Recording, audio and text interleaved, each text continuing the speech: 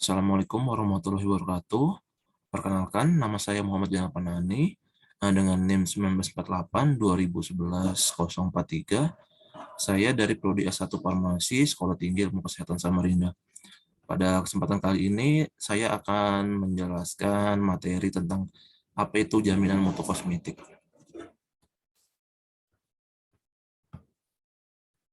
Definisi yang pertama. Istilah kosmetik yang dalam bahasa Inggris kosmetik yang berasal dari kata kosmean dalam bahasa Yunani yang berarti berhias.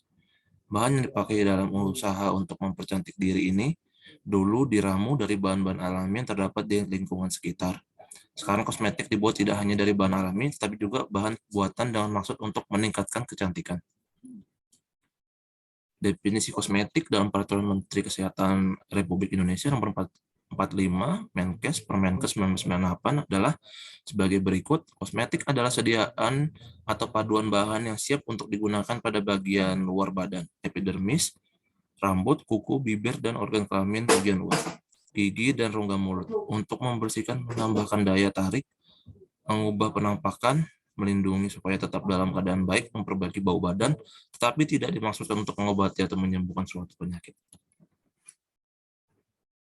Izin produk kosmetika diatur dalam Peraturan Menteri Kesehatan RI nomor 1175 Menkes per 8/2010 tentang izin produksi kosmetika. Yang kedua itu industri kosmetika yang akan membuat kosmetika harus memiliki izin produksi. Dan yang ketiga, izin produksi industri kosmetika dibedakan menjadi dua golongan, yaitu golongan A dapat membuat semua jenis kosmetika, golongan B dapat membuat jenis dan sediaan kosmetika tertentu dengan menggunakan teknologi sederhana. Dan izin ini berlaku selama 5 tahun. Persyaratan industri kosmetika golongan A, itu ada beberapa. Contohnya seperti memiliki apoteker sebagai penanggung jawab, memiliki fasilitas produksi sesuai dengan produk yang akan dibuat, memproduksi semua bentuk dan jenis sediaan, memiliki fasilitas laboratorium, dan yang terakhir wajib menerapkan CPKB. Selanjutnya, persyaratan industri kosmetik golongan B. Yang pertama, memiliki sekurang-kurangnya tenaga teknis kefarmasian sebagai penanggung jawab, memiliki fasilitas produksi dengan teknologi sederhana sesuai produk yang akan dibuat. Yang ketiga ada dilarang memproduksi kosmetika sediaan bayi, mengandung bahan antiseptik, anti ketombe, pencerah kulit, dan tabir surya. Dan yang terakhir, bentuk dan jenis sediaan kosmetika dengan teknologi sederhana, menerapkan higien, sanitasi, dan dokumentasi. Selanjutnya, persyaratan masuk kosmetika dari luar ke Indonesia.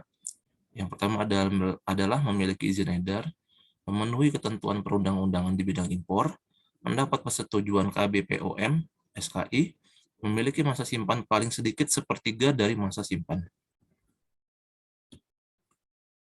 Yang selanjutnya ada persyaratan dari Perka Badan POM RI tentang persyaratan teknis kosmetika itu ada 4. Yang pertama persyaratan keamanan, persyaratan mutu, persyaratan penandaan, dan yang terakhir persyaratan klaim.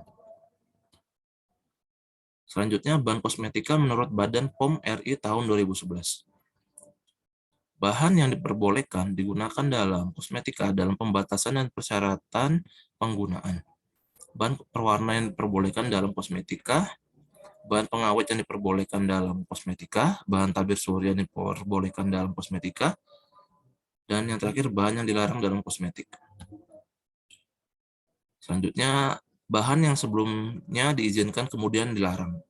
Itu ada beberapa contohnya seperti M-phenylenediamine, ada hidrokinon, fenol dan garam alkalinya, lead asetat, solvent red 1, CI 12150, metilen klorid, DNC red nomor 13, solvent red 69 atau acid red 73, atau brilliant croceno CI 27290.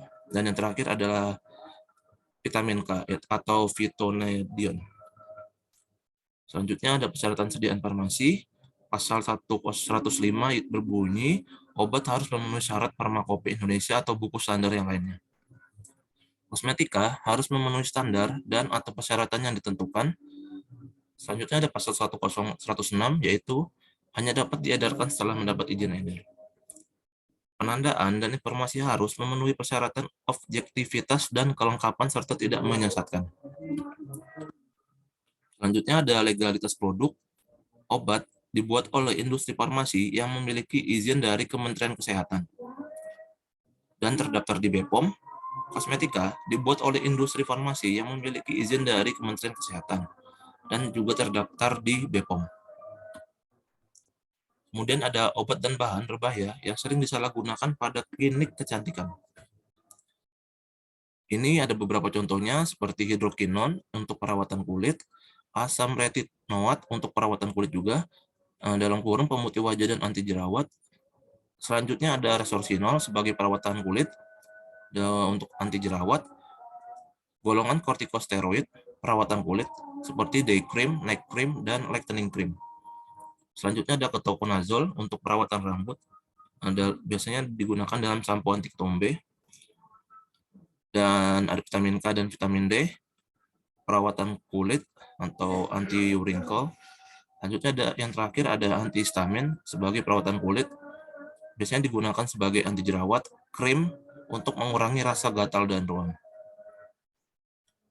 Nah, sekian dari presentasi saya.